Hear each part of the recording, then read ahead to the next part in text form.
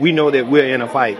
If they want to fight, then a war is what they're going to get. I've been a longshoreman for over 23 years. And one thing I do know to be true, gas has went up. The cost of living has constantly went up. And throughout these 23 years that I've been on the waterfront, we've only asked for $2, $3, or maybe $5 over the course of the contract. We've done our part. And now we're asking, hey, you do your part. Because during the pandemic, we never stopped working. Imagine that a hospital is looking for a type of blood to be shipped to it, and it's on the ship that I'm working on, but it's pouring down raining, lightning. We can't stop working. We got to get that box off so that hospital can continue to drive and save the people's lives that they've been working on. Mm-hmm. So that's where we're at with it, and we just want to be respected for it. And I think it's high time that we demand that, and we're long overdue. Automation is serious, because when you bring new automation in to take away from our jobs, you don't make means for that person to have a job. They're pushed over to the side, and they can't do their job that they've been accustomed to doing. What we're asking is allow our people to continue to work in this industry without going to get an extra job to make ends meet. Allow us to take care of our families like we've been doing with the wages that we currently have in place. Continue that trend. That's all we're asking for. And if we have to sit out 2 days, 2 weeks, 2 months, we're prepared to do that. These people today don't know what a strike is. Right.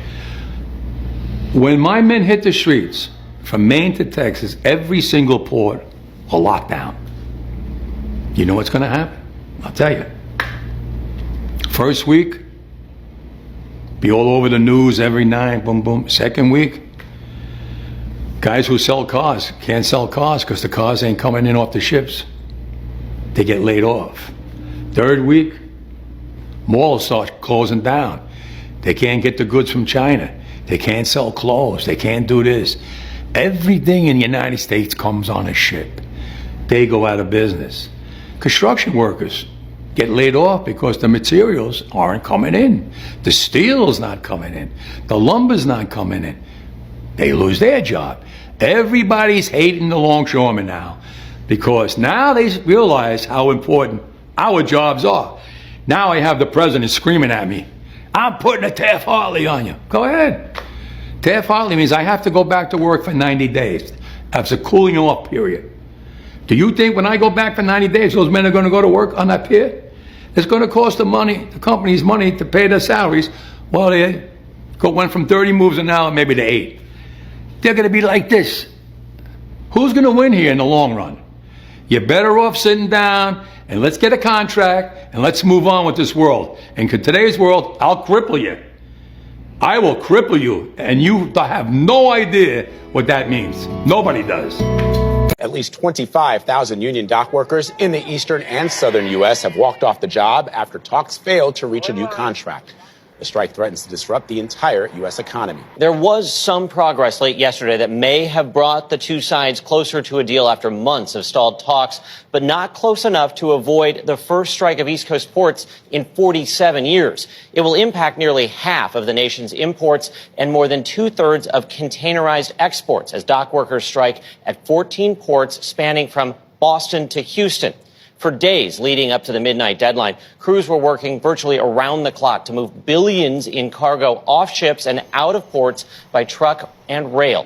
Businesses have also been stocking up on additional inventory in anticipation of a strike.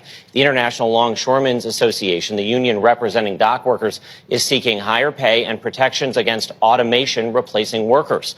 According to one estimate, the strike could cost the economy up to $5 billion a day, and economists worry a long strike will disrupt the supply chain for everything from perishable foods to car parts and construction materials. The group representing shippers and ports says its current offer would mean a nearly 50% pay hike as well as improved health and retirement. The Longshoremen's Union says that offer is still far short of what its members are seeking. This is my local Target, and people are out stocking up and buying up everything because of that strike that's supposed to start tomorrow. So guys, you better get up and go out to your grocery store and start stocking up before everything is gone.